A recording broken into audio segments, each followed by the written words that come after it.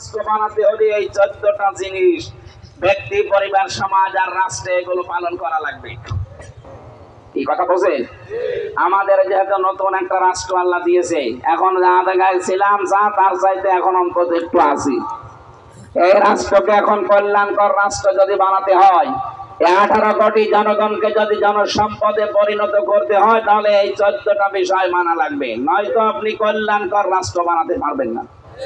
প্রশ্ন আসতে পারে, এই 14টা যেখানে নেই তারা উন্নত না? কিসের উন্নত? দেখছেন না লস এজেন্সি কি হচ্ছে? জেনা ব্যবসায়ের কারখানা খুলেছিল তারা, এখন সে দাবানল আল্লাহ জ্বালিয়ে দিয়েছে। 70,000 আগুন লেবানো মেশিন দিয়েও পার পাচ্ছে না। যত আগুনের উপরে পানি ঢালা হচ্ছে, আগুন আরো বৃদ্ধি পাচ্ছে। তার মানে এটা তো আসলে আগুন না, এটা আল্লাহর গজব। শুধুমাত্র চর্মচোখে দেখলেই মানুষ উন্নত হয় না, সবচাইতে বড় উন্নত দরকার মানুষের চরিত্র। কথা বলে না কেন? এই পৃথিবীতে মানুষকে আনতে সবচাইতে বেশি যারা কষ্ট স্বীকার করেছে, আমার আল্লাহ 1 নম্বরে, 2 নম্বরে আমার মা, এরপরে আমার বাবা। কথা বলে না কেন? কল্যাণকর রাষ্ট্র যদি তৈরি করতে হয়, আল্লাহ রাব্বুল আলামিন সিরিয়াল আকারে দিয়েছেন। ভালো করে শুনবেন, এটা রেকর্ড হচ্ছে তাম দুনিয়ায়, কালকে যাবে।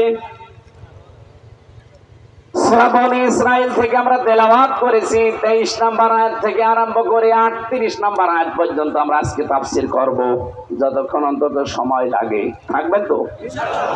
এই 14টা বিষয় একেবারে 1 2 ছেলে মেয়ে যেভাবে অ আ ক খ পড়ে ভাবে মুখস্থ করে বাড়ি যাবেন। তার কাছে স্টুডেন্টের মোবাইলে খাতা কলম থাকলে পয়েন্টগুলো লিখে বাড়িতে যে আজকের ভেতরে মিলাবেন।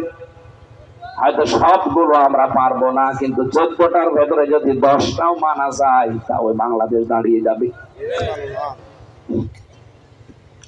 সূরা বনী ইসরাইল 111টা আয়াত আছে, 17 নম্বর সূরা এটা কোরআনের।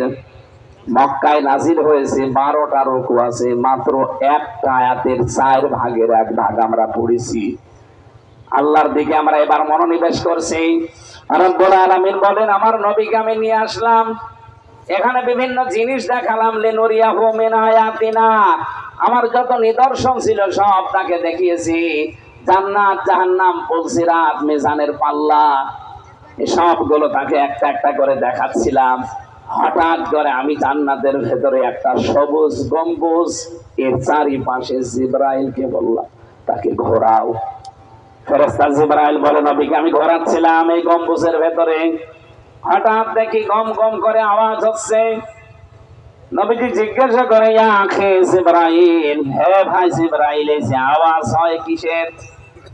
ফেরেশতা বলে, হে রাসূল, এটা হচ্ছে সেই হাউজে কাউসার।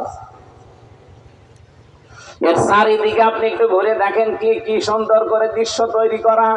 নবীজি ঘুরলেন, ওখানে লেখা ছিল বিসমিল্লাহির রহমানির রহিম। বিসমিল্লাহর মা থেকে, আল্লাহ শব্দের লাম থেকে, রহমান শব্দের নুন থেকে, রহিম শব্দের মিম থেকে ফোঁটা ফোঁটা করে পানিগুলো পড়ে আর নালা হয়ে হয়ে একটা গম্বুজের ভেতরে পড়ে। ওখানে তখন আওয়াজ হয়। নবীজি বললেন, এইটা কি? এই যে বিসমিল্লাহ লেখা। ফেরেশতা বলে, হে নবী, এই পৃথিবীতে যারা বিসমিল্লাহর আমল করবে, কিয়ামতের দিন এই হাউজে কাউসারের পানি আল্লাহ তাকে দান করবে। 1 গ্লাস পান করার সঙ্গে সঙ্গে জান্নাতে যাওয়ার আগে আর পিপাসা লাগবে।